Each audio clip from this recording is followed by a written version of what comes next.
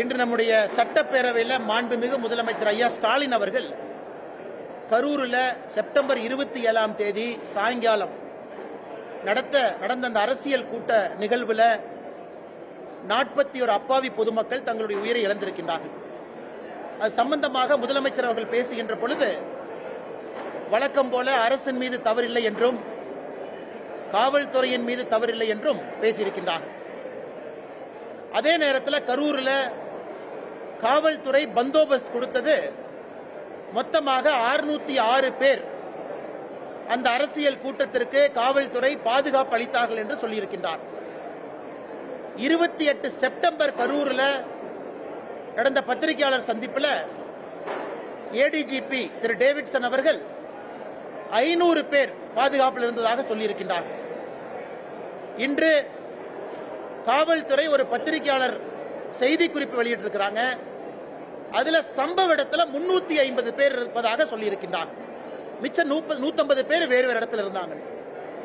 இன்று இந்த வழக்கு சிபிஐக்கு மாற்றப்பட்ட பிறகு தமிழக அரசினுடைய முதலமைச்சர் ஒரு நம்பர் சொல்றாங்க 606, ஏடிஜிபி கரூர்ல 500, 28 செப்டம்பர்ல. இன்னைக்கு வந்திருக்கக்கூடிய காவல்துறை செய்தி குறிப்பு சம்பந்தப்பட்ட இடத்துல பந்தோபஸ்த் என்பது 350. இதுல இருந்தே நமக்கு பல விஷயம் தெரியுது. நிகழ்ச்சி எல்லாம் நடந்து முடிந்து அப்பாவி பொதுமக்கள் எல்லாம் இறந்த பிறகு இன்னைக்கு வழக்கு சிபிஐக்கு போன பிறகு முன்னுக்கு முரணாக பல விஷயங்களை தமிழக அரசு அதுவும் குறிப்பாக சட்டப்பேரவையில் சொல்லிக் கொண்டிருக்கின்றார். இது வன்மையாக கண்டிக்கத்தக்கது மட்டுமல்ல, அதே நேரத்தில் தங்கள் மீது தவறு இல்லை என்பதை காட்டுவதற்காக இந்த பொய்களை எல்லாம் கட்டவிழ்த்து விட்டிருப்பதாக நாங்கள் பார்க்கின்றோம். இது முதல் விஷயங்கள். இரண்டாவது, உச்சநீதிமன்றம் சில கருத்துக்களை சொல்லி இருக்கின்றார்கள். காவல்துறையின் மீது தவறு, அரசு அதிகாரிகள் செய்திருக்கக்கூடிய தவறு. சென்னை உயர்நீதிமன்றத்திலே சில கருத்துக்கள் பதிவாகி இருக்கிறது. ஆனா முதலமைச்சர் அவர்கள் இன்னைக்கு பேசியிருக்கக்கூடிய விஷயத்தெல்லாம் பார்க்கும் பொழுது அரசின் மீதோ அங்க இருக்கக்கூடிய அதிகாரிகள் மீதோ அங்க இருக்கக்கூடிய காவல்துறையின் மீதும் எந்த தவறும் இல்லை என்பதை போல் பேசிக் கொண்டிருக்கின்றார்கள். அதையும் இந்த நேரத்தில் மக்கள் மன்றத்தில் சுட்டிக்காட்ட விரும்புகின்றோம். இந்த நேரத்தில் முதலமைச்சர் அவர்கள் முன்னுக்கு முரணாக பேசுவதை விட்டுவிட்டு உச்சநீதிமன்றம் அமைத்திருக்கக்கூடிய அந்த குழு சிபிஐக்கு முறையாக அவங்க ஆதரவு கொடுத்து உண்மை குற்றவாளிகளை கண்டுபிடித்து வெளியே கொண்டு வருவதற்கான முயற்சியில் இறங்க வேண்டும் என்று இந்த நேரத்தில் வலியுறுத்துகின்றோம். அதை தாண்டி பத்திரிகை நண்பர்களுக்கு கேள்வி இருக்கும், பதில் சொல்றாங்கன்னா கேளுங்க.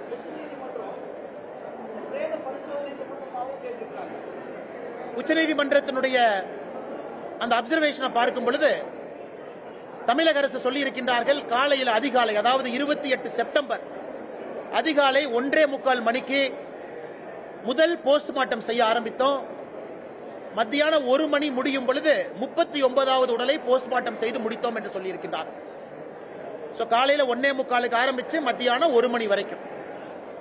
உச்சநீதிமன்றத்தினுடைய நீதியரசர்கள் கேட்டிருப்பது, அந்த போஸ்ட்மார்ட்டம் செய்யறதுக்கே 2 டேபிள் தானே இருக்கு. அப்படி இருக்கும் பொழுது நீங்க சொல்லி இருக்கக்கூடிய டைம் எதுவும் மேட்ச் ஆகலையே. அதை மறைப்பதற்காக இன்னைக்கு முதலமைச்சர் சட்டப்பேரவையில் இவர் புதுசா ஒண்ணு கொண்டு வர்றார். 24 மருத்துவர்கள் தலைமை அப்படின்னு புதுசா ஒண்ணு சொல்றார். 24 மருத்துவர்கள் தலைமையில இந்த உடல் ஆய்வுக்கூறு நடந்துச்சு, போஸ்ட்மார்ட்டம் நடந்துச்சுங்கிறாங்க.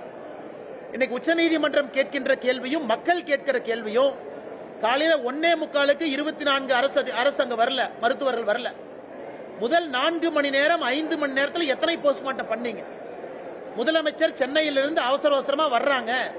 அவர் போவதற்கு முன்பே உதயநிதி ஸ்டாலின் துபாயிலிருந்து வர்றாரு. வந்தவுடனே போறதுக்கு முன்னாடி சில பேருக்கு மாலை போடணும், மரியாதை செய்யணும், போட்டோ எடுக்கணும் என்பதற்காக அவசர கதியிலே இந்த போஸ்ட்மார்ட்டம் செய்ததாகத்தான் நாங்கள் பார்க்கின்றோம். இது நிச்சயமாக சிபிஐ என்கொயரியில் இது வெளியே வரும். 2 டேபிள் வச்சுக்கிட்டு 39 பேர் அன்னைக்கு நீங்க 12 மணி நேரம் கணக்காட்டுறீங்க, அது வாய்ப்பே இல்லை. மருத்துவர்களும் பற்றாக்குறை தான். ஏன்னா சிபிஐ வந்ததுக்கு அப்புறம் லாக் எடுப்பாங்க, கால் லாக் எடுத்து பார்ப்பாங்க, யார் எப்ப வந்தாங்க, யாரு போனாங்க. அதனால அதுவரை பொறுத்திருப்போம். நிச்சயமாக அரசனுடைய பொய்களும் மாண்புமிகு முதலமைச்சர் ஐயா ஸ்டாலின் அவர்களுடைய பொய்களும் அன்னைக்கு வெளியே வரும் என்கின்ற முழு நம்பிக்கை எங்களுக்கு இருக்கு. அதே வேளையில் இந்த உடற்கூறாய்வு சம்பந்தமா அரசியல் செய்ய வேண்டாம் அப்படின்னு சொல்லி சுகாதாரத்துறை அமைச்சர் மா. சுப்பிரமணியன் வந்து எடப்பாடி பழனிசாமி சொல்லியிருக்காங்க. இதுல அரசியல் செய்வது அப்படிங்கறதே கிடையாதுங்கண்ணா. உச்சநீதிமன்றம் கேட்ட கேள்வியை நாங்க கேட்கிறோம், புதுசா நம்ம கேட்கலையே. உச்சநீதிமன்றத்தில் தமிழக அரசு வைத்திருக்கக்கூடிய வாதத்தில் இருக்கக்கூடிய ஓட்டைகளை உச்சநீதிமன்றம் சுட்டிக்காட்டி இருக்கின்றார்கள். அதன் அடிப்படையில் நம்ம கேட்கிறோம். இவர்கள் புதிதாக 24 மருத்துவர்கள் வந்தாங்க. 24 பேர் சேர்ந்து போஸ்ட்மார்ட்டம் பண்ணாங்க. போஸ்ட்மார்ட்டம் நமக்கு தெரியும், ஒரு மருத்துவர் இருப்பாங்க, அசிஸ்ட் பண்றதுக்கு இருப்பாங்க. போஸ்ட்மார்ட்டம் நடக்கும் சராசரியாக 45 நிமிடம், 1 மணி நேரம் வரைக்கும் அது போகும். அப்படி இருக்கும்பொழுது இவங்க சொல்ற கணக்கு எங்கேயுமே டேலி ஆகலைங்கன்னா 1:45 காலையில் ஆரம்பிச்சோம், மத்தியானம் 1 மணிக்கு முடிச்சோம், 39வது பாண்டியை ஹேண்ட் ஓவர் பண்ணிட்டோங்கிறாங்க. அதனால்தான் திரும்ப திரும்ப இவர்கள் எதையோ மறைத்து எதையோ செய்ய போய் எங்கேயோ போய் மாட்டிக்கிட்டாங்க. எந்த காரணத்துக்கும் சிபிஐ என்கொயரி நடக்கக்கூடாது என்று தலைகீழாக நின்றார்கள். இன்னைக்கு அது நடக்குது, மாட்ட போறாங்கன்னு தெரியும். அதற்காக இவங்களே நெரட்டிவ் செட் செய்வதாகத்தான் நாங்க பார்க்கிறோம். அவங்களுக்கு என்னென்ன வேலை? அவங்களுக்கு வேலை இல்லை, மிரட்டுறதா அவங்களுக்கு வேலை. அதனால் திரும்ப திரும்ப நான் சொல்வது இதுதான். அண்ணன் திருமாவளவன் அவர்கள் முதலமைச்சர் ஐயாவை போய் சந்திக்கிறாங்க. சந்திங்க. முதலமைச்சரை சந்திச்சு என்ன சொல்றாங்க? அவர் கார்ல போனாரா? இன்னைக்கு பல வீடியோ நாம பாக்குறோம். தனியார் தொலைக்காட்சி நிறுவனம் பல வீடியோ போட்டு காட்டுறீங்க. அந்த 2 வீலர்ல கார் அடித்தது மிக தெளிவாக, தெள்ள தெளிவாக நமக்கு தெரியுது. அந்த வீடியோ கேப்சர் ஆனது பாத்தீங்கன்னா மிக தெள்ள தெளிவா அந்த 2 வீலர்ல அடிக்கிறாங்க. அதெல்லாம் மறைச்சிட்டு இன்னைக்கு அண்ணன் திருமாவளவன் அவர்கள் ஸ்டாலின் அவங்கள போய் பார்த்து, இது எப்படி இருக்குன்னா இவர்களை காப்பாற்றிக் கொள்வதற்காக ஆட்சி நடக்குது. ஒரு சாதாரண ரோட்ல போற மனிதரை போய் நீங்க தட்டுறீங்க, கேட்டா முறைச்சு பார்த்தாரு, 4 தட்டு தட்டுனுங்கிறீங்க. அதுக்கப்புறம் மருத்துவமனையில போய் நெஞ்சு வலின்னு படுத்திருந்தா அதையும் கேவலப்படுத்துறீங்க. அதை கேள்வி கேட்டா என்னையும் மிரட்டுறீங்க. அதை தாண்டி முதலமைச்சரை போய் பார்த்து கம்ப்ளைண்ட் கொடுப்பீங்க. அதுவும் திருமாவளவன் பத்திரிகையாளர் சந்திப்புல என் பேரை இழுத்து நான் தான் இதற்கு பின்னாடி இருந்தங்கிறார். அந்த 2 வீலர் காரலையும் தெரியாது, யாருன்னே தெரியாது. நான் சாமானிய மனிதனாக குரல் கொடுக்கின்றேன். என்னை போல நீங்களும் குரல் கொடுக்கிறீங்க. அதனால் திருமாவளவன் அவர்கள் இதெல்லாம் விட்டுட்டு நாகரிகமான அரசியலுக்கு வரணும். இது போன்ற வன்முறை, வெறுப்பு அரசியல், மிரட்டுவது, ரோட்ல போறவங்களை இடிப்பது, கேள்வி கேட்டா அடிக்க போவது, இது எந்த விதமான அரசியல்? இவங்க தமிழ்நாட்டில் என்ன மாற்றத்தை கொடுக்க போறாங்க? இவர்களால் என்ன மாற்றம் நடக்கும்? வன்முறை அரசியல்னால யாருக்கு என்ன லாபம்? அதனால அதற்கெல்லாம் நாங்கள் பயப்பட போவது கிடையாது. உங்களுக்கு தெரியும், அண்ணாமலை பொறுத்த வரைக்கும் ஒரு அடி அடிச்சா 2 அடி கொடுக்குறாள். மொத்தம் மாதிரி வாங்கிட்டு போற ஆள் இல்ல. அதனால அதற்கும் தயார் தான். நீங்க வரணும் வாங்க. அதனால இந்த உருட்டல் மிரட்டல் என்கிட்ட வச்சுக்காதீங்க. இதையெல்லாம் பார்த்து காவல்துறை அதிகாரியாக இருந்து அரசியலுக்கு வந்திருக்கேன். பல ரவுடிகளை டீல் பண்ணிருக்கேன். இந்த வேலையில என்கிட்ட வச்சு கூடாது. அதே நேரத்தில் முதலமைச்சர் நான் சொல்றது, நீங்க உள்ள பூந்து ஏன் எஃப்ஐஆர் போடல? இந்த மாநிலத்தினுடைய முதலமைச்சர் நீங்க ஏன் அரெஸ்ட் பண்ணல?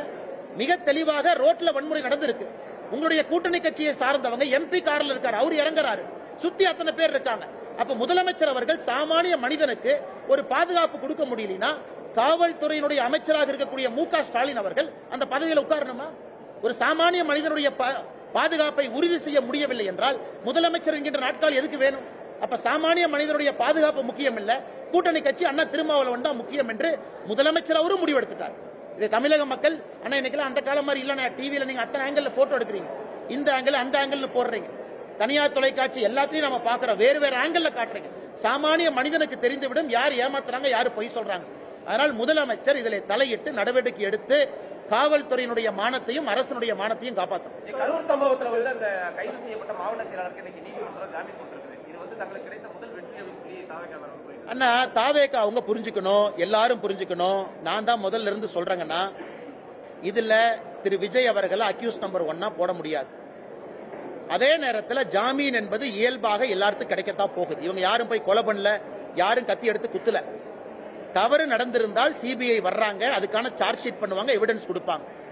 இன்னைக்கு ஒருவேளை வேகமா ஜாமீன் கிடைச்சிருக்குன்னா அரசு தரப்பு வழக்கறிஞர்கள் அவங்க குற்றச்சாட்டு வச்சிருக்கிறாங்க, குற்றச்சாட்டுக்கான ஆதாரத்தை கொடுக்க முடியவில்லை என்ற அர்த்தம் தான். ஜாமீன் கிடைச்சிருக்குன்னா அரசு தரப்பு வழக்கறிஞர்கள் அப்ப அவங்களால எவிடன்ஸ் கொடுக்க முடியல, அப்ப எவிடன்ஸ் இல்ல. இது ஒரு ஆங்கிள். இன்னொன்று, நீதிமன்றத்தை பொறுத்தவரை எங்கேயும் போக மாட்டாங்க, உள்ளூர்ல தான் இருப்பாங்க. ஜாமீன் போட்டு நீங்க வந்து காவல்துறைக்கு வந்து விசாரணைக்கு ஒத்துழைக்கலாம் சொல்லியிருக்கலாம். ஆனால் இதை பெரிதுபடுத்துவதை விட இந்த நிகழ்வுக்கு பின்னால் யார் இருந்தார்கள் என்பது முக்கியம். அது சிபிஐ என்கொயரியில முழுமையாக வெளியே வரும் என்கிற நம்பிக்கை எனக்கு இருக்கு.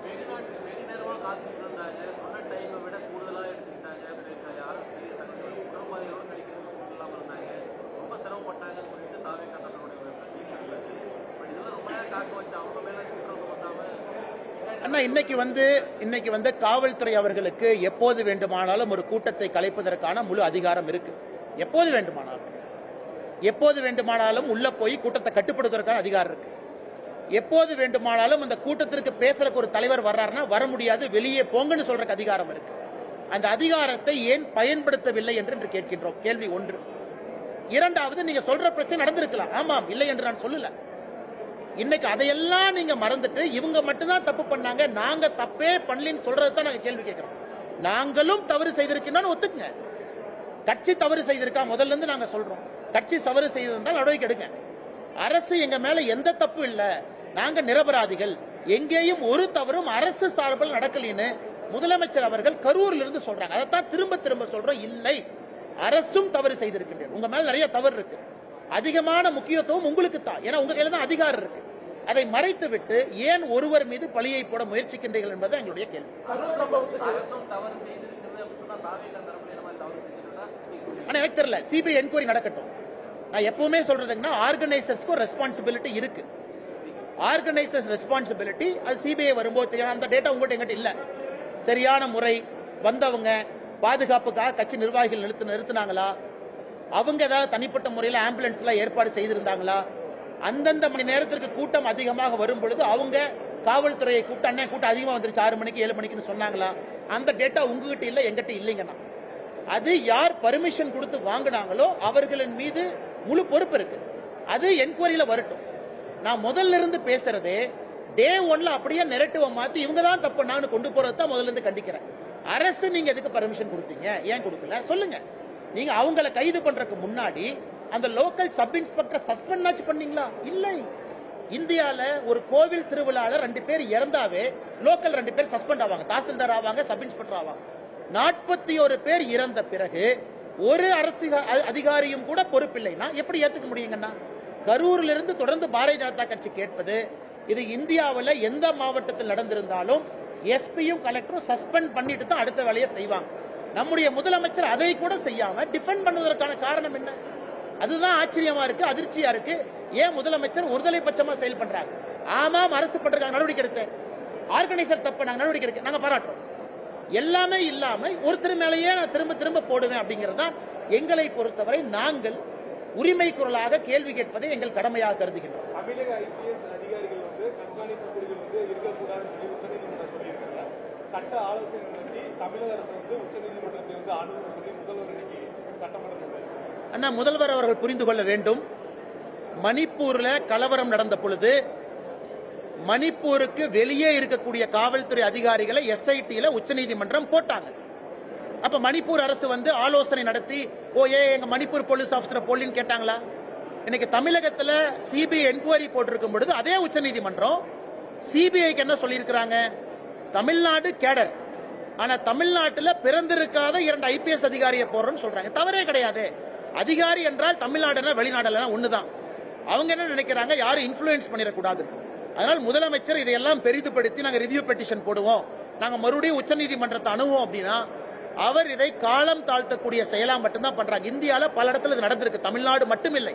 பல இடத்துல லோக்கல் ஆபீசர் அவங்க விடல. பல இடத்துல முதலமைச்சர் சந்தோஷப்படணும். கர்நாடகால இருந்து ஆந்திரால இருந்து ஐபிஎஸ் அதிகாரி போடலையே, போட்டுதான் மானம் மொத்தமா போயிருக்கும். தமிழ்நாடு ஐபிஎஸ் அதிகாரி யாரையும் போடாம மணிப்பூர் மாதிரி கர்நாடகா, ஆந்திரா, மகாராஷ்டிரான் போட்டுந்தா இன்னைக்கு அட்லீஸ்ட் அதிகாரிகள் தமிழ்நாடு கேடர்ல இருக்கிற அதிகாரிகள் தானே. இதை எதுக்கு முதலமைச்சர் அரசியல் படுத்துறாரு? கரூர் சம்பவத்துக்கு துக்கம் அனுசரிக்கும் விதமா சட்டமன்றத்தில் அதிமுக சட்டமன்ற உறுப்பினர்கள் கருப்பு பேட்ச் அழைச்சிட்டு போறாங்க. அது ரத்த கொதிப்பான்னு சொல்லி அமைச்சரும் சபாநாயகரும் கிண்டல் பண்ணிருக்காங்க. அண்ணா, சபாநாயகரை பொறுத்தவரை அவருடைய செயல்பாடு கடந்த 4.5 ஆண்டுகள் பாத்தீங்கன்னா ஒரு திமுக தொண்டனை விட மிகச் சிறப்பாக இருக்கிறது. முழுசா 100 மார்க் கொடுத்துடலாம். திமுக தொண்டன் கூட கட்சி அந்த அளவுக்கு டிஃபெண்ட் பண்ணல. சபாநாயகர் முழுமையாக திமுகவை டிஃபெண்ட் பண்ணி 100க்கு 100 மார்க் வாங்கியிருக்காரு. முழு பாராட்டு அவருக்கு. ஆனா சபாநாயகர் வேலையை ஒரு நாளும் செய்யல. அவர் சபாநாயகர் இருக்கையில் அமர்ந்து கொண்டு அவர் இத்தனை காலமாக செய்வதெல்லாம் திமுக தொண்ட வேலை தான். இது மட்டும் இல்ல, இன்னைக்கு நம்முடைய பாரதிய ஜனதா கட்சியினுடைய 4 எம்எல்ஏக்கள், நம்முடைய மாநில தலைவர் அண்ணன் நயினார் நாகேந்திரன் அவர்கள், நம்முடைய கோயம்புத்தூர் தெற்கு தொகுதி எம்எல்ஏ அக்கா வானதி ஸ்ரீனிவாசன் அவர்கள், மொடக்குறிச்சி சரஸ்வதி அம்மா, நம்முடைய காந்தி ஐயாவை பல இடத்துல சபாநாயகர் அவமானப்படுத்தியிருக்கார். மைக் ஆஃப் பண்றது, அவங்க பேசும்போது ஏளனமா பார்க்கிறது, இது கடந்த 4.5 ஆண்டுகள்ல தொடர்ச்சியா செய்யறாங்க. இன்னைக்கு அனைத்து இந்திய அண்ணா திராவிட முன்னேற்ற கழகத்தினுடைய சட்டமன்ற உறுப்பினர்கள் அந்த கருப்பு பேட்ச் அணிந்திருக்கும் பொழுது அதையும் மிக கேவலமாக சித்தரிச்சிருக்கிறாங்க. அந்த அளவுக்கு தான் மனிதாபிமானம் இருக்கு. நேத்து ஒருத்தர் சொல்றாரு, நாங்க இதையெல்லாம் தாண்டுவோம், இதெல்லாம் டிராமா தான், இதெல்லாம் தாண்டி மக்கள் ஓட்டு போடுறோம். எப்படி ஓட்டு போடுவாங்கன்னா, தினமும் இது போன்று நீங்க அசிங்கமா பேசுறீங்க, மோசமா பேசுறீங்கன்னா மக்கள் எப்படி உங்க பக்கம் வருவாங்க? அதனால இது மக்கள் மன்றத்தில் மட்டும்தாங்க நான் தீர்ப்பு, வேற எங்கேயும் தீர்ப்பு இல்ல. சபாநாயகர் மோசமாக நடந்து கொண்டதற்கு எஸ்ஐடி நான் வைக்க முடியும். அதனால 2026 மக்கள் மன்றத்தில் சரியான மக்கள் தீர்ப்பு எழுதுவார்கள் என்று நம்புவோம். கரூர் விவகாரத்துல முதல்வர் வந்து பதற்றமடைந்து பயமடைந்திருக்கிறாரு அப்படின்னு சொல்லி எடப்பாடி பழனிசாமி வந்து இன்னைக்கு சொல்லியிருக்காரு. அதிமுக வந்து பல்வேறு கேள்விகளை வந்து அங்க முன்வைச்சாங்க. ஆனா வந்து பாத்தீங்கன்னா அமைச்சர்கள் முதல்வரும் மாறி மாறி பழைய, அதாவது கள்ளக்குறிச்சி விவகாரத்தையோ தூத்துக்குடி சம்பவங்களையும் வந்து மேற்கோள் கேட்டு பார்த்தாங்க. ஆனா கரூர் விவகாரத்தை பெரிய அளவு பேசலாம். ஆனா அதனாலதான் பாத்தீங்கன்னா நேத்து நான் வேற எந்த செய்தித்தாளையும் சொல்லிங்கன்னா தினகரன்ல செய்தி வந்துச்சு. தினகரன் வந்து அபிஷியலா திராவிட முன்னேற்ற கழகத்திற்கு தொடர்பு இருக்கக்கூடிய ஒரு செய்தி நிறுவனம், அவங்க இருக்கிறாங்க, நல்லது. தினகரன்ல செய்தி போடுறாங்க, முதலமைச்சர் சிறப்பு ஆலோசனை, ஹிந்திக்கு எதிராக சட்டப்பேரவையில ஒரு சட்டத்தை கொண்டு வருவதற்காக ஆலோசனை தினகரன்ல போடுறாங்க. ஏன்னா இன்னைக்கு இந்த டிபேட் அண்ட் டிஸ்கஷன் நடக்கும்னு தெரியும். இன்னைக்கு காலையில இருந்து டிபேட் அண்ட் டிஸ்கஷன் என்ன? ஹிந்தி படத்தை தடை பண்ண போறாங்களா, ஹிந்தி பாட்டை தடை பண்ண போறாங்களா, ஹிந்தி பேரை தடை பண்ண போறாங்களா? இத மக்கள் மன்றத்தில் பேச வச்சு கரூர் இஷ்யூவா பேசக்கூடாது என்பதை மடைமாற்றும் விதமாக திராவிட முன்னேற்ற கழகம் எடுத்தாங்க. இன்னைக்கு பத்திரிகை நண்பர்கள் கேட்ட பிறகு திமுக காரங்க சொல்றாங்க, நாங்க அந்த மாதிரி சொல்லவே இல்லையே, நீங்க எதுக்கு பொய் சொல்றீங்க, நீங்க எதுக்கு பதட்டமாகறீங்க? அப்படி இருக்கும் பொழுது தினகரன் செய்தி ட்விட்டர்ல நேத்து எப்படி வந்துச்சு? அதனால் மறைப்பதற்காக பல விஷயத்தை மாத்தி மாத்தி பேசுறீங்க, நேரடியா கேள்விக்கு பதில் சொல்ல மாட்டீங்க. மாண்புமிகு முதலமைச்சர் ஐயா ஸ்டாலின் அவர்கள் தவறான தரவுகளை கொடுக்குறீங்க. 606 ஒரு நம்பரை சட்டமன்றத்தில் சொல்றீங்க, ஆனா ஏடிஜிபி 500 சொல்றாரு. மத்தியானம் ரிலீஸ் பண்ணிருக்கிற பிரஸ் நோட்ல 350ங்கிறீங்க. எப்படி நண்பரோ எனக்கோ உங்களுக்கோ முதலமைச்சர் மீது நம்பிக்கை வரும்? அதனால முதலமைச்சர் அதிகாரிகள் தவறான வழி நடத்துறாங்களா, இல்ல முதலமைச்சரே தன்னை தவறாக வழி நடத்துறாரா? அவர்தான் நமக்கு சொல்லுங்க.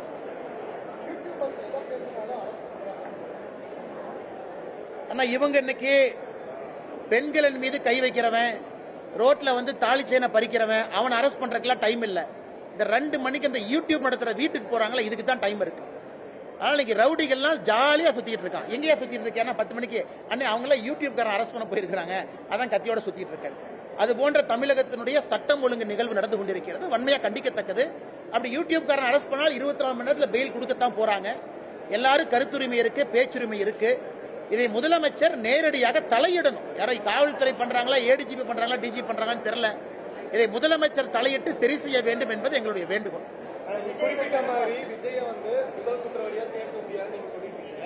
ஆனா தமிழக அரசு வந்து உச்ச நீதிமன்றத்திலும் சரி, நீங்க சட்டமன்றத்திலும் சரி, விஜய் வந்து இனி வந்து பாதிக்கப்பட்ட மக்களை சந்திக்கல, அந்த இடத்துல வந்து பார்க்கல, உடனே அந்த இடத்துக்கு ஓடிட்டாங்க அப்படிங்கிற தரவு வந்து மீண்டும் சொல்றாங்க. அண்ணே நான் உங்களுக்கு ஏற்கனவே சொன்னேன், நாளைக்கு இன்னொரு அரசியல் கட்சி நடக்கக்கூடாது. கரூர்ல செப்டம்பர் 27 டிவிகேல இன்னொரு கட்சியா இருக்கு. அந்த கட்சியினுடைய தலைவராக இருந்தாலும் இதைத்தான் நான் பேசியிருப்பேன். அவங்க திமுகவினுடைய கூட்டணி கட்சியாக இருந்தாலும் இதைத்தான் நான் பேசியிருப்பேன். அந்த தலைவரை அக்யூஸ்ட் ஒன்னா நீங்க சேர்த்த முடியாது. காரணம், நியாயம்னா நியாயம், நேர்மைனா நேர்மை. அதை மாத்தி எல்லாம் பேச விரும்பலீங்க. அதனால் விஜய் அவர்களுக்கோ யாருக்குமோ ஆதரவு கொடுக்க வேண்டிய அவசியம் இல்லை. நாணயமா நேர்மையா ஒரு விஷயத்தை பார்த்து நான் கருத்து சொல்றேன்.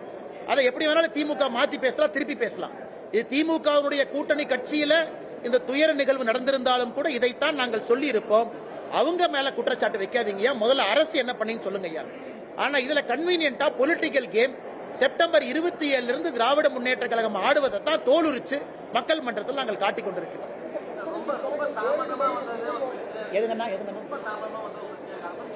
அண்ணா நான் பேசுறேன் தலைவா, இங்க பாருங்க தலைவா, சாரி சார். அதாவது நான் முதல்ல சொன்னாங்க, கரூர்லயும் டிவிக்கு அவர்களுடைய அனுமதி கடிதம் 3 மணியிலிருந்து 10 மணி வரை கொடுக்குறாங்க. காவல்துறை அதை வாங்கி அதை கையெழுத்து போட்டு ஏத்துக்கிறாங்க. நீங்களே சொல்லுங்க, பத்திரிகை நண்பர் நீங்க பல இடத்துக்கு போறீங்க, டிவி எல்லாம் கவர் பண்றீங்க, 7 மணி நேரம் ஒரு நிகழ்வு நடத்த முடியுமான்னு சொல்லுங்க. 3 மணியிலிருந்து 10 மணி வரை அப்படின்னு டிவிக்கு அவருடைய அனுமதி கடிதத்தில் நீங்கள் அனுமதி கொடுத்து கையெழுத்து போட்டிருக்கும் பொழுது விஜய் 3 மணிக்கு வரலாம், 4 மணிக்கு வரலாம், 9 மணிக்கு வரலாம், 10 மணிக்கு வரலாம். அதனால் இதையெல்லாம் நான் ஒரு முதலமைச்சர் சொல்றாங்கன்னு ஏற்றுக்கொள்வதற்கு தயாரா இல்ல. நீங்க அனுமதி கொடுக்கும் பொழுது 3லிருந்து 5, 7லிருந்து 9, 5லிருந்து 7 2 மணி நேரம் ஏன் கொடுக்கல? இன்னைக்கு வந்து ஏன் இப்படி சொல்றீங்க? இது காவல்துறை எஸ்பி மேல தவறு இருந்தா, இன்னைக்கு முதலமைச்சர் எஸ்பி மீது நடவடிக்கை எடுத்திருந்தா நான் அதை பேசவே மாட்டேன். கரூர் எஸ்பியின் மீதோ கலெக்டர் மீதோ முதலமைச்சர் நடவடிக்கை எடுத்திருந்தால் நான் முதலமைச்சரை சொல்லியிருப்பேன், ஐயா நீங்க நடவடிக்கை எடுத்திருக்கீங்க, சந்தோஷம். நீங்க நடவடிக்கை எடுத்திருக்கீங்க, தப்பு செஞ்ச அதிகாரிகள் மீது நடவடிக்கை எடுத்திருக்கீங்க. இது ஒரு நல்ல முன்னுதாரணம். அதே போல வேறு யாரு தவறு செய்த எடுத்து இந்த மாதிரி நான் பேசிருக்கவே மாட்டேன். யாரு மேலையும் நடவடிக்கை எடுக்கல, தாசில்தார் மேல எடுக்கல, லோக்கல் சப் இன்ஸ்பெக்டர் மேல எடுக்கல, யாரு மேலையும் எடுக்காம இவங்க மட்டும்தான் தப்பு பண்ணாங்கன்னா எப்படிங்கன்னா ஏத்துக்க முடியும்? இதே முதலமைச்சர் நடவடிக்கை எடுத்திருந்தால் நிச்சயமாக நான் வேற மாதிரி தான் பேசியிருக்கேன். ஆனா நீங்க நடவடிக்கை எடுத்தீங்க, அரசு சந்தோஷம். மத்தவதை பாருங்க, எதையுமே எடுக்காம முத நாள்ல இருந்து இவங்க தான் தப்பு பண்ணாங்க, இவங்க தான் தப்பு பண்ணாங்க, எப்படி நான் ஏத்துக்க முடியும்? 15,000 கோடி வந்து பாஸ்கான் நிறுவனம் தமிழகத்தில் 15,000 கோடி முதலீடு செய்ததா வந்து அந்த தமிழக அரசு. முதலமைச்சருக்கு ஆங்கிலம் தெரியாது, பாக்ஸ்கான் காரங்களுக்கு தமிழ் தெரியாது, அந்த ரூம்ல உட்கார்ந்து என்ன பேசினான்னு உங்களுக்கும் தெரியாது, எனக்கும் தெரியாது. இதை வந்து நம்ம டிஆர்பி ராஜா அண்ணன் ரொம்ப கன்வீனியன்டா பாக்ஸ்கான் வந்தாங்க, ஒரு போட்டோவை போட்டு 15,000 கோடி 14,000 வேலை வாய்ப்பு அப்படி இப்படின்னு அடிச்சு விட்டாரு. பாக்ஸ்கான்காரன் அவன் பல பிரச்சனை அவனுக்கு இருக்கு. ஏன்னா ஆந்திரால இருந்து போன் பண்ணுவாங்க, மகாராஷ்டிரால இருந்து கூப்பிடுவாங்க, ஒரிசால இருந்து கூப்பிடுவாங்க. அதனால பாக்ஸ்கான்காரங்க அப்படியெல்லாம் பொய் சொல்லிட்டுலாம் போக முடியாதுங்க. அவங்க என்ன சொன்னாங்க, ஐயா நாங்க உங்க கூட்டத்துக்காக வரல, ஒரு ஆண்டுகளுக்கு முன்பே முடிவு செஞ்சோம் இந்த இடத்துல எக்ஸ்பான்ஷன் பண்ணணும், அதுபடித்தான் பண்ணணும். பாக்ஸ்கான் நிறுவனம் இன்று உண்மையை பேசிய பிறகு தமிழக அரசுக்கு பிரச்சனை. இத தமிழக அரசுக்கு என்னுடைய அறிவுரை என்னன்னா, தமிழ்நாட்டில் இன்னைக்கு டீ கடை ஆரம்பிச்சா கூட திராவிட மாடல்னு போர்டு வைக்கிறீங்க, ஏன்னா இதெல்லாம் அநியாயமா? அங்க பாத்தீங்கன்னா ஆந்திர பிரதேசல அண்ணன் சந்திரபாபு நாயுடு $15 பில்லியன் $15 பில்லியன் விசாகப்பட்டினத்துல கூகுளை கொண்டு வந்து ஏஐ டேட்டா சென்டர் சத்தமே இல்லாம இறக்கிட்டார். 15 பில்லியன் எங்க? ஏன்னா 2 சோப் டப்பா தயாரிக்கிறது எங்க? அதனால அண்ணன் டிஆர்பி ராஜா அவர்கள் நல்ல முதலமைச்சர் ஏமாத்துறாரு. 2 பேர் வந்தா போதும், புடிச்சு கொண்டு வந்து கோட்டை மாட்டி போட்டோ எடுத்து போடுறா போஸ்டர் அப்படின்னு. இதெல்லாம் ரொம்ப நாளைக்கு இந்த உண்மை நிக்காது. இன்னைக்கு பக்கத்துல சத்தம் இல்லாத கர்நாடகா, மகாராஷ்டிரா, ஆந்திரா, தெலங்கானா பாடுங்க, சத்தம் இல்லாம 1000 கோடிகள் உள்ள வருது. அதனால் இவர்கள் தேவையில்லாம ஆடம்பரமாக விளம்பரப்படுத்தி திராவிட மாடல் இவங்களே சத்தம் போட்டு இன்னைக்கு மாட்டிக்கிட்டாங்க. அதான் உதாரணமா கொடுக்கிறேன். ஆந்திரா இன்னைக்கு எப்படி முன்னாடி போறாங்க, தமிழகம் முன்னாடி போக முடியும். அதனால் முதலமைச்சர் அண்ணன் டிஆர்பி ராஜா பேச்சை குறைத்து செயல் அதிகமா ஈடுபடணும். இந்த பாக்ஸ்கான் கான்ட்ரோவர்சி அதிகமாக பேசுவதால் வந்த விளைவு தான் நான் பாக்குறேன். அதே மாதிரி கோவையில் நடைபெற்ற இந்த ஸ்டார்ட் அப் மாநாடு நிறைய அண்ணாண்ணே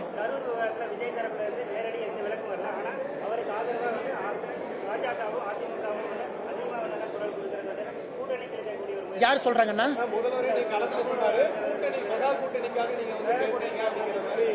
அண்ணா உங்களுக்கு தான் அண்ணன் திருமாவளவன் இருக்காரு, எல்லாம் இருக்கிறீங்க, நல்லா பண்ணுங்க, அடிக்கடி சந்திக்கிறீங்க. அண்ணா தமிழ்நாட்டில் நியாயத்தை பேசினா கூட்டணி ஆசையாங்கண்ணா, தர்மத்தை பேசினா கூட்டணி ஆட்சியா? நாங்க தான் சொல்றோம் பாருங்க, உங்களுடைய கூட்டணி கட்சி வந்து 27 செப்டம்பர் இந்த நிகழ்வு நடந்திருந்தால் அன்னைக்கும் அந்த தலைவர் நாங்க டிஃபெண்ட் பண்ணிருப்போம். நீங்க அநியாயமாக யாரின் மீதையோ வழக்கை போட வேண்டும் என்று நினைக்கின்றீர்கள். நியாயத்தை பேசும்போது எப்படி அது அநியாயமா மாறுங்கன்னா, இது முதலமைச்சருக்கும் தெரியும். அதனாலதான் 606, 500, 350 ஒரு நம்பரை பேசுறாங்க. அதே மாதிரி அகமதாபாத்துடைய கட்சி ஆரம்பிக்கிறதுக்கு முன்னாடி அடித்தாயிரத்துக்கு போது அவர் நேரடியாக பார்த்தாங்க பாதிக்கப்பட்ட பெண் தரப்பு. ஆனா அவருடைய கட்சி தொண்டர்கள் 41 பேர் இருந்த பிறகு அவருக்கு அந்த பக்கமே போகல. நியாயமான கேள்வினா இது நீங்க யார்கிட்ட கேட்கணும்? விஜய்கிட்ட கேட்கணும், தமிழக வெற்றி கழகத்திட்ட கேட்கணும்.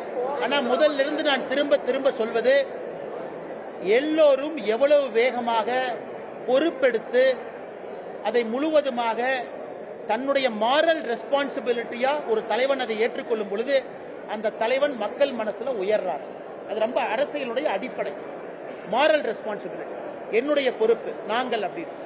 அதனால் இன்னைக்கு மக்கள் மன்றத்தில் எல்லோரும் பாக்குறீங்க. இதே கேள்வி நான் முதலமைச்சர் கேட்கலாம், ஐயா நீங்க கரூர் வந்தீங்க, ஏன் கள்ளக்குறிச்சிக்கு போலீங்க?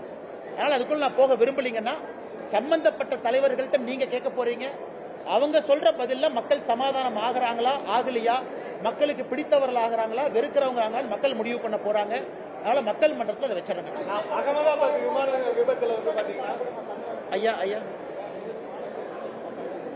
ஆனா கோயம்புத்தூர்ல ஒரு தனி மனிதர் இது போன்று தன்னுடைய சம்பாதித்திருக்கக்கூடிய சொத்தை வந்து தந்தை இல்லாத 100 குழந்தைகளுக்கு வருடத்திற்கு 10,000 ரூபாய் ஊக்கத்தொகையாக கொடுப்பேன் என்று அண்ணன் பாலாஜி உத்தமராஜ் அவர்கள் உத்தம் பவுண்டேஷன் மூலமா ஒரு அருமையான விஷயத்தை பண்ணியிருக்கிறாங்க. நாம் எல்லாம் இங்க வந்து பங்கேற்றிருக்கின்றோம். தமிழ்நாட்டில் குறிப்பாக நான் நிறைய பேசினேங்கன்னா, கல்வி வந்து வசதி இருக்கவங்களுக்கு ஒரு மாதிரி, வசதி இல்லாதவங்களுக்கு ஒரு மாதிரி இருக்கு. அது ரொம்ப தவறு. இதை நம்ம நிவர்த்தி செய்யணும். இது உடனடியாக அடுத்த 10 ஆண்டுகளுக்குள்ள கல்வி என்பது சமமாக எல்லோருக்கும் வருவதற்கான வாய்ப்பை ஏற்படுத்தி கொடுக்கணும். அதை செய்யணும். அதுவரை ஒரு பாலாஜி உத்தமராஜ் பத்தாது, 100, 200, 1000 பேர் வேணும். அண்ணன் பேரை சொல்றேன், பேர் தெரியாதவங்க எத்தனையோ பேர் வேலை செய்யறாங்க. அது போன்ற நல்லவர்கள் நமக்கு நிறைய கிடைக்கும். உடற்குறை சர்ச்சை வந்து அகமதாபாத் விமான விபத்தை மேற்கொள் காட்டிக்காங்க. 12 மணி நேரத்துல 29 உடல்கள் வந்து உடற்குறை செய்யப்படுச்சு. அதே மாதிரிதான் இங்க வந்து 5 டேபிள் 14 மணி நேரத்துல வந்து 39 உடல்கள் வந்து உடற்குறை செய்யப்படுது. நீங்க வந்து ஒரு தகவல் சொல்லிருக்காங்க. ஆனா இதுல எதுவுமே தவறு சரின்னு நான் சொல்லிங்கன்னா, தமிழ்நாடு அரசு சொல்லி இருக்கக்கூடிய மருத்துவர்கள் எண்ணிக்கைக்கும் டேபிள் எண்ணிக்கைக்கும் 39 நபர்களுக்கும் சம்பந்தம் இல்லைங்கிறதா நம்ம ஆர்குமெண்ட். 24 டாக்டர் காலைல 1:45 வந்தாங்களா இல்லை என்பதுதான் நம்ம ஆர்குமெண்ட். இன்னைக்கு குஜராத் அரசு எனக்கு தெரியாதுங்க டேட்டா, எத்தனை மருத்துவர்கள் எத்தனை டேபிள்ல எத்தனை பேர் பண்ணாங்க, அந்த டேட்டா எல்லாம் என்னால சொல்ல முடியாதுங்கன்னா. தமிழ்நாடு அரசு சொல்லி இருக்கக்கூடிய டேட்டாவை நம்ம கொஸ்டின் பண்றோம். அதைத்தான் உச்சநீதிமன்றமும் கொஸ்டின் பண்ணிருக்காங்க.